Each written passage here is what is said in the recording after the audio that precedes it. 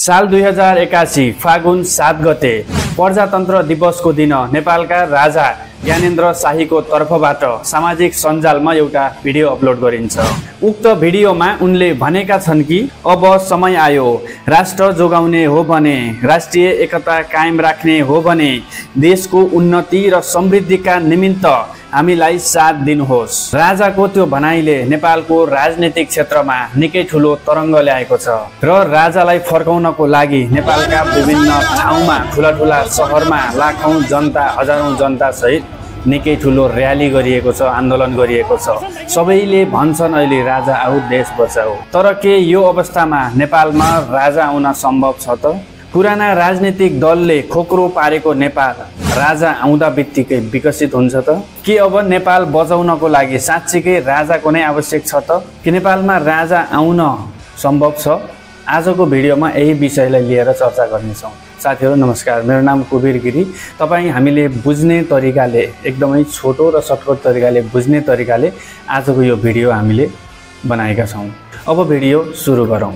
नेपालमा 2062-63 सालको जनआन्दोलन पछाडि 2065 सालमा राजतन्त्रको अन्त्य भयो र नेपालमा लोकतान्त्रिक गणतन्त्र स्थापना भयो। यो भनेको नेपालबाट राजा, नेपालको राजगद्दीबाट, नारायण दरबारबाट राजा बाहिरिएको र नेपाल सरकार चाहिँ विभिन्न किसिमका पार्टीहरूले अर्थात् राष्ट्रपति, प्रधानमन्त्रीको नेतृत्वमा नेपाल चल्ने भयो। र म तपाईलाई सर्टकटमा गहिरो तरिकाले बुझाउने कोसिस गर्छु। भिडियोलाई अन्तिमसम्म हेर्नु होला। जब राजतन्त्रको अन्त्य भयो त्यस पछाडि चाहिँ नेपालमा विभिन्न किसिमका पार्टीहरू अर्थात् मेन एमाले, काङ्ग्रेस, माओवादीको पालै पालो सरकार बन्यो। सरकार 5 वर्षको एकपटक स्थानीय चुनाव हुन्छ, सङ्घीय चुनाव हुन्छ, तर 5 वर्षसम्म सङ्घीय चुनाव टिक्न सकेन। अर्थात् एउटै प्रधानमन्त्री 5 वर्षसम्म हुन सकेन। हुन त भएको भए पनि देशको विकास त हुने थिएन, केही आश नगरौँ, तर पनि टिक्न सकेन। यो गर्दा एउटा 2-4 महिनाको लागि प्रधानमन्त्री आउँछ, उसले देशको विकासको लागि भन्दा पनि आफूले कसरी कमाउने, आफूले चाहिँ आफ्नो कार्यकर्ताहरूलाई कसरी पाल्ने, अनि भोलिको दिनमा त आफू प्रधानमन्त्री हुने होइन, आफू प्रधानमन्त्री हुने बेला नै या कुनै पनि मन्त्री हुने बेला पनि नै आफूले चाहिँ अलिकति भ्रष्टाचार गरौँ, पैसा लुकाउँ या ब्ल्याक मनी गराएर राखौँ, त्यो पछिसम्म पनि लङ टाइमको लागि काम लाग्छ भन्ने तरिकाको चाहिँ कन्सेप्ट सबै नेताहरूमा गएको छ।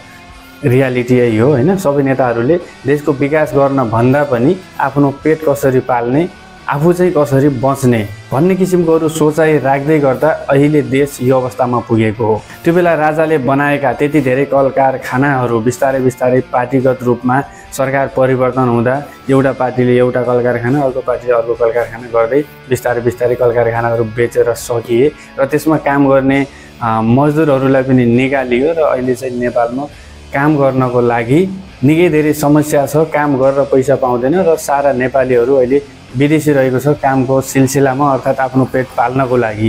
यो सबै अहिलेको सरकारले गरेको, मतलब अहिले चलिरहेको सरकारले देशमा यति धेरै भ्रष्टाचार गरेको छ। देशको विकास गर्छु भनेर विदेशबाट लाखौं अरबौं डलरहरू ल्याउँछ र देशको विकास गर्नुको सट्टामा आफूले भ्रष्टाचार गरेर सक्छ। नेपालमा एउटा भर्खर जन्मिने युवा या युवतीको काँधमा लगभग 80-90 हजारको ऋण थमाइदिएको छ नेपालको सरकारले। नेपालको राजनीतिक क्षेत्रमा अहिले जुन जोगी आए पनि कानै चिरेको जस्तो भएको छ।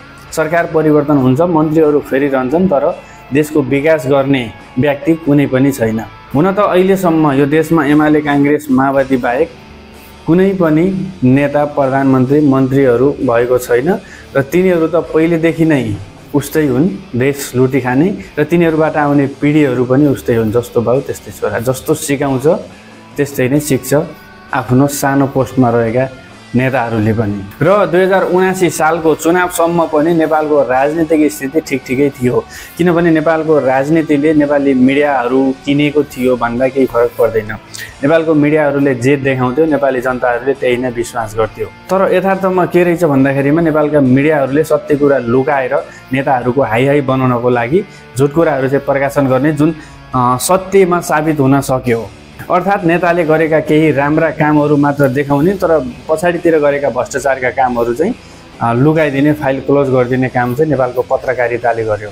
र 2079 सालको चुनावमा जब प्रतिस्पर्धाको क्रममा राष्ट्रिय स्वतन्त्र पार्टी एउटा रवि लामिछानेले पार्टी गठन गरेर सरकारमा जानको लागि र चुनावमा उठ्नको लागि जुन वातावरण गरे, त्यस पछाडि रवि लामिछाने जब गृहमन्त्री बने, त्यस पछाडि नै सारा नेपालीलाई थाहा भयो राजनीतिक असली खेल कसले कति खाएको रहेछ र के खाएको रहेछ भन्ने कुरा।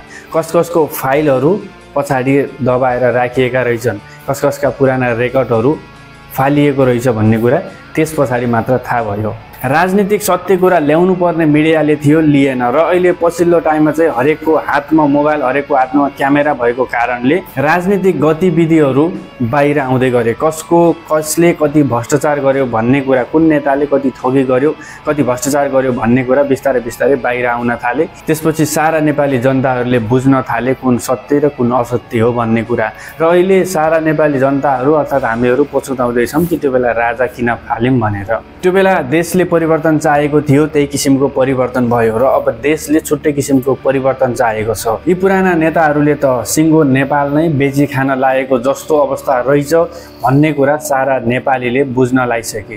विदेशबाट करोडौँ लोनहरू लिएर देशको विकास गर्छु भनेर विभिन्न देशहरूबाट, अमेरिका, इन्डिया, चाइनाबाट करोडौँ रुपियाँ लोन लिएर त्यो सबै पैसा आफूले खाने, देशको विकासमा नलगाउने, यस्तो किसिमको गतिविधिहरू र अलिकति विकास गरे पनि त्यसको 50-60% चाहिँ आफूले खाने, थोरै पर्सेन्टमा काम गर्ने र काम गर्दा त्यति साह्रो मजबुत काम नगर्ने यी पुराना पार्टीहरूले गर्दा नेपाली जनताहरू हुक्क भए र अहिले अन्तिम अवस्थामा आएर त्यही फालिएको राजालाई चुन्ने अवस्थामा छन्। र अहिले सबैले भन्छन् राजा आऊ देश बचाऊ। तर के साँच्चीकै नेपालमा राजा आउन सम्भव छ त? कुन तरिकाले आउन सम्भव छ? नेपालको संविधानमा के लेखिएको छ त? यो कुरालाई विश्लेषण गर्दाखेरिमा जुन बेला राजाले छोडेका थिए त्यो बेला नै नेपालको संविधानमा भनिएको थियो, यदि जनताले चाहेको खण्डमा, जनताले राजालाई बहुमत दिएको खण्डमा राजा आउन सक्छ भन्ने कुरा लेखिएको रहेछ। नेपालमा जतिसुकै भ्रष्टाचारी बढे पनि, जतिसुकै नेपालै ध्वस्त हुन लाए पनि, नेपाललाई बेचिन लाए पनि राजा आफूले चाहेर आउन सक्दैनन्। राजा आफूले चाहेर म राजा बन्छु भनेर आउन सकिँदैन। तर सारा नेपाली जनताको साथ सपोर्ट भयो भने, सारा नेपाली जनताले पुराना पार्टीहरूलाई त्याग गर्दै गर्दै गर्दै राजाको समर्थनमा निस्के भने राजा अवश्य आउन सम्भव छ। र अहिलेको अवस्थामा यो देश बचाउने एउटा आधार भनेको कि राजा, कि बालेन शाह, कि रवि लामिछाने, कि पुराना पार्टीहरूबाट कुनै पनि आश नगरे हुन्छ। पुराना पार्टीहरूले त जतिसक्दो विभिन्न किसिमका खेलहरू, माइन्डहरू लगाउँदै देशलाई बर्बाद गर्ने कोसिस गर्दैछन्। हुन त मैले यसरी भिडियोमा भन्न मिल्दैन हैन के हो भनेर, तर सबै कुरा सारा नेपालले बुझिसकेका छन्।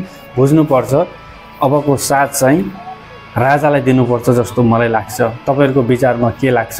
आफ्नो टिप्पणी कमेन्ट गर्नु होला। र तपाईको विचारमा के लाग्छ? राजा आउन सम्भव छ कि सारा नेपाली जनताले राजालाई साथ देलान् त? तपाईहरुको भनाइ कमेन्ट गरिदिनु होला। र तपाई च्यानलमा नयाँ हुनुहुन्छ भने सब्स्क्राइब गरिदिनु होला। धन्यवाद।